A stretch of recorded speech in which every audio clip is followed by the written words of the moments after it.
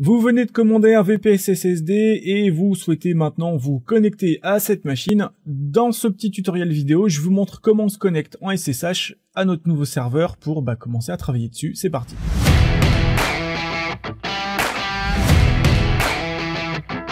Bonjour, je suis Charles Anony, webmaster freelance chez GDM Pixel et dans ce petit tutoriel vidéo, je vais vous montrer comment on se connecte en SSH à sa machine.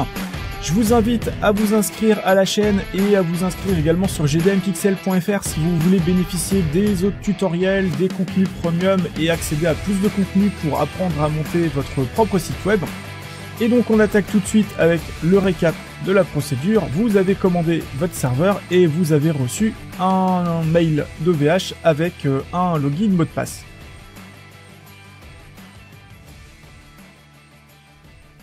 Donc dans l'email de livraison, pour l'instant on n'a pas grand chose. On a l'adresse de notre VPS avec son identifiant, donc ici VPS 681.132, un login root et un mot de passe.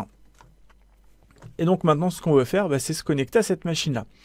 Donc pour ça on a deux façons de faire.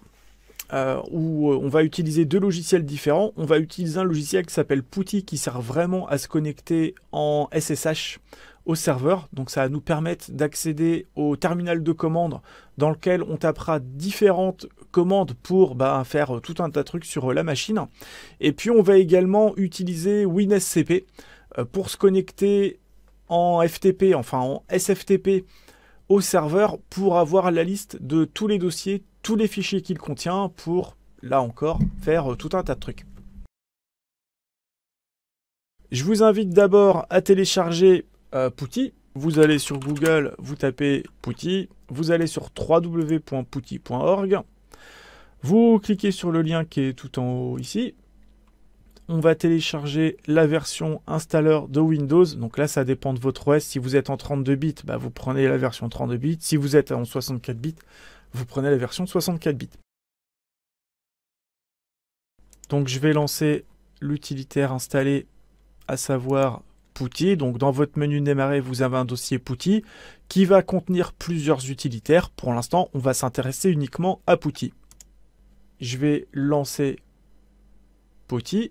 Vous récupérez dans votre mail de livraison l'adresse IP V4 de la machine. Vous la collez simplement dans le champ hostname. Vous laissez port 22 SSH et vous cliquez simplement sur Open. Là, il va vous faire apparaître un petit message qui dit je connais pas du tout cette machine-là, est-ce que c'est normal? Vous lui dites c'est bon, il n'y a pas de problème en cliquant sur oui. Et donc là, vous avez un petit terminal de commande. Et le terminal vous dit, vous voulez vous connecter en tant que... Et donc là, j'ai un seul compte qui est créé, c'est le compte root. Donc je lui dis, login as root. Donc root, c'est le big boss sur le serveur. C'est celui qui fait ce qu'il veut. Et donc, on verra que c'est bien, mais que c'est aussi une faille de sécurité. Donc on s'occupera de tout ça dans un prochain tuto. Et donc, dans votre email, vous avez également un mot de passe. Vous copiez le mot de passe, vous le collez sur Putty en faisant simplement clic droit.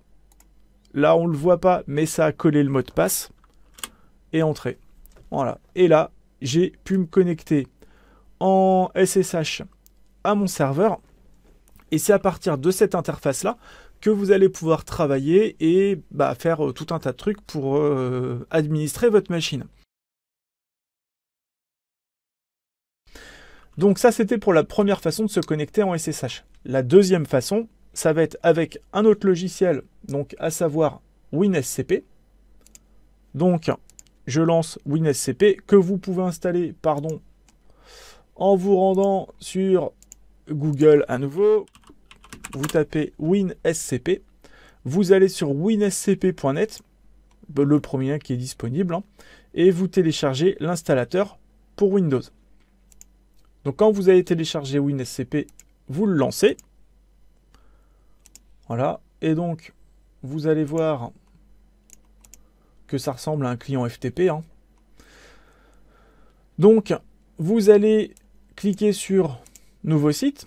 Vous allez rentrer les mêmes renseignements que tout à l'heure. L'adresse IP V4 de votre machine. le port toujours 22, le nom d'utilisateur root et le mot de passe.